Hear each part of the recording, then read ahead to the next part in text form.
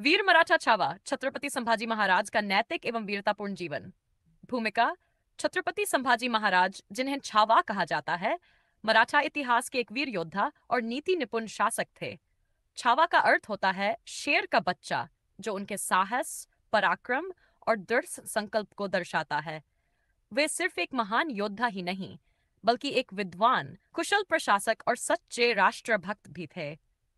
उन्होंने अपने जीवन में असंख्य संघर्षों का सामना किया, लेकिन कभी भी अन्याय और अधर्म के सामने सिर नहीं झुकाया।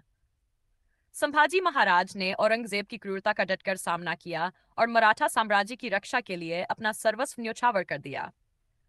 उनके जीवन से हमें त्याग, राष्ट्रभक्ति, नीति, शौर्य और धर्म की रक्षा का महान संदेश मिलता है। उनका जीवन युवाओं के लिए एक प्रेरणा है, जो हमें बताता है कि सच्चा वीर वही होता है जो निडर होकर अपने सिद्धांतों पर अडिग रहता है। संभाजी महाराज का प्रारंभिक जीवन और शिक्षा। संभाजी महाराज का जन्म 7 मई 1657 को पुरंदर किले में हुआ था। वे छत्रपति शिवाजी महाराज और महारानी सईबाई के पुत्र थे।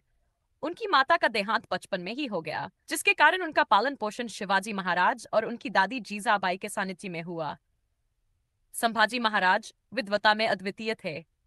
वे संस्कृत, मराठी, फारसी और कई अन्य भाषाओं के ज्ञानी थे। उनके पास राजनीति, युद्ध कला और प्रशासन का गहरा ज्ञान था।